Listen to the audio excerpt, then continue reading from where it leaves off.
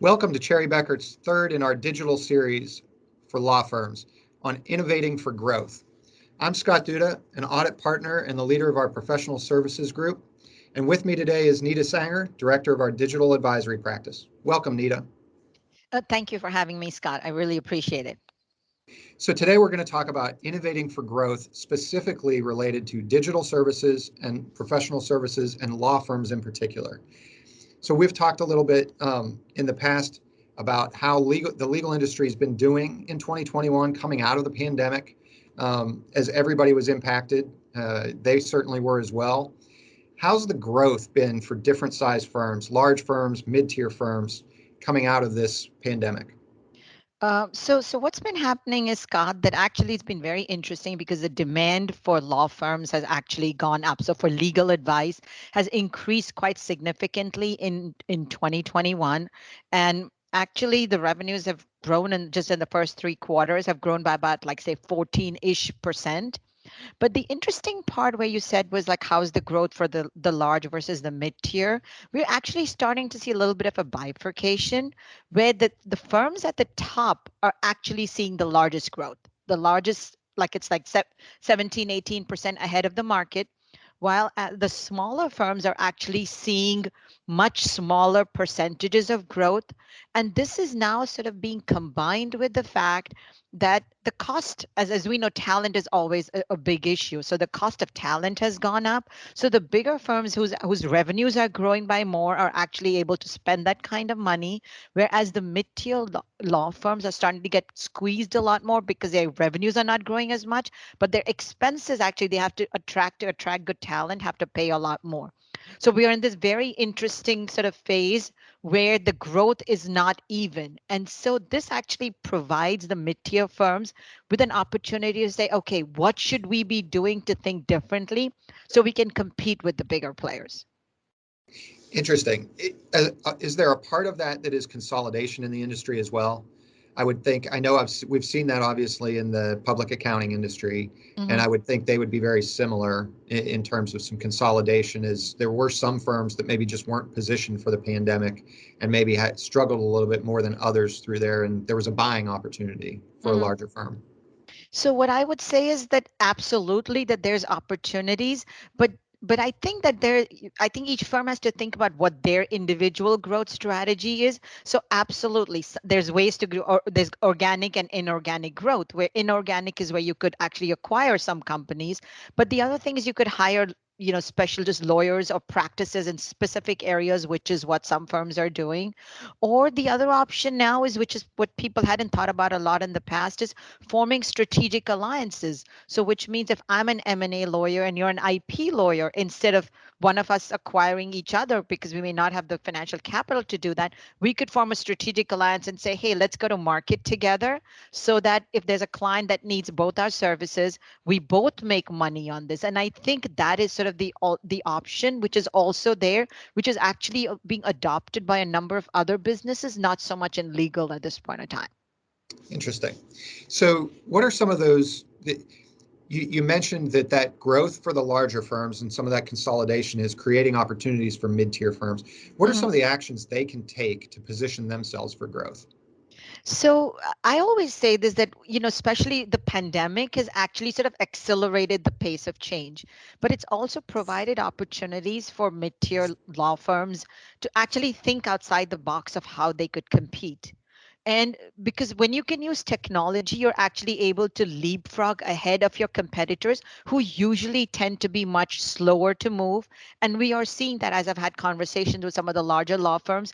In some ways, no offense, they're a little bit of fat and happy, and they're like, yeah, we're good. We don't need to do that much to change. So Mhm. this provides an opportunity for mid-tier law firms. And then what we actually say is what you should be thinking about is it, three ways to think about this, three areas you should focus on. We definitely already talked about what their strategy for growth could be, but they need to think about, like, how do you go to market? Because at the end of the day, we are all in businesses to serve our clients more effectively.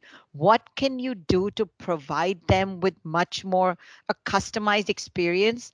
And so what one of the things that you can actually do there is, whereas people never knew where their case was, etc., you start to provide them that they actually have insights as you're going through the case. they can see at what stage things are at, where the documents are, etc. The other thing is, so it's like how you go to market. The other thing is if you can do more using more digital marketing methods to be able to provide them, sort of go out and do marketing, which is something which law firms historically are not very good at doing. So that's one, how you go to market and what's the customer experience you're providing. The second one is what are the products and services you offer? So we know that in the legal industry, legal advice is what people come to you for. But if you take another step and take a look at this and say, okay, that basically a lawyer is a trusted advisor. People are coming to you because they trust you. As a result of that, you're sitting on a whole lot of information. This information actually can be used to be able to provide insights back to your client, again keeping in mind how you provide them a better customized experience. To give you some of the examples of some of the work that we've done in the past is basically, there was a firm, one of a law firm, which was a mid-sized law firm we were working with, which worked basically on M&A deals. So that was one of the biggest areas that they were focusing on. They got a lot of information around that. And because we have, and as I'm sure you're aware, we have a big analytics practice, we were actually able to say, take that information that you have and be able to provide insights back to your client as to how much time does it take to close the deal. What are all the different parts of the process? What are the other deals in the same market, what they are doing? So using the information that you sit on and then saying what insights we can provide to our clients for them to run their businesses more efficiently. So it's thinking of what other products and services you can offer besides legal advice. And then there's a whole bunch of other things you could do also, because if they're already coming to you, whereas now they're starting to use different technologies, et cetera, to do parts of the business more efficiently, you can also decide and say, hey, we can do some of those things for you, leveraging technology. So that sort of expands your revenue base. Then the last, but certainly not the least, is how do you operate much more efficiently? So as we're looking, this is how you operate as a business. So when you're running a law firm, you have the opportunity of saying, okay, what is understanding what your core business is, which is providing legal advice, everything else that's non-essential to that, which means things like you don't want to be running a technology shop. You're not going to get the best people. Is there a way to outsource that? With using more technologies, there's going to be things like security and privacy. Are these things that you should be thinking about giving out to someone else, or even things like doing your month-end accounting? Is that something that you could give out as an outsourced to someone else who specializes only in doing that? And then seeing all the different processes that you have in your business, how could you make them more efficient? This all relates kind of to sort of how you run your business as a law firm. But then the other thing where they could also do is to sort of say what tools and technologies we can use as you're providing legal advice to become more efficient. Because I don't know if you're aware that in a law firm, the giving the advice part is certainly one piece of it, but about 50 to 55% of their revenues actually come from the part where you're doing things like creating contracts, going back and forth, redlining them, or doing things or doing research, all of which now you have the opportunity to make much more efficient using tools and technologies. And then sort of in some ways that you're spending less time on doing that and more time on actually you know, being providing more advice to your client and then actually being able to work on more clients. So that's So, what a law firm should be thinking about. so I know that corporate internal general counsel is oftentimes the decision maker on the decision about which firm to engage. Mm-hmm. So how has their role changed recently? And then what's that mean for these mid-tier firms as they're looking to go to market? Okay. So the role of the general counsel, and as I'm sure you're fairly familiar with this, is that historically the legal department was all brought in once everything was done to, okay, just finish the contract for us and get that going. Or if there was a legal issue, they were brought into kind of saying, okay, now help us figure out what we need to do to address the legal issue.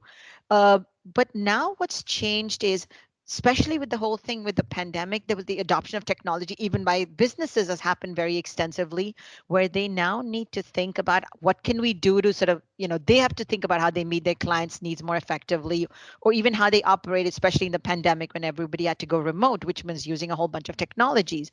So what this has done is, whereas you needed to bring in legal at the end, now this is changing the role of the general counsel, where it used to be much more from being reactive to being proactive, where he or she almost needs to have a seat at the table when a corporation is thinking about all these changes that they are making. Because if you do not think of the legal risk and regulatory implications up front, you could actually significantly delay things at the back end. And I'm saying this because in one of my previous roles, that's exactly what happened. We were introducing a new product. We're like, who brings legal to the table?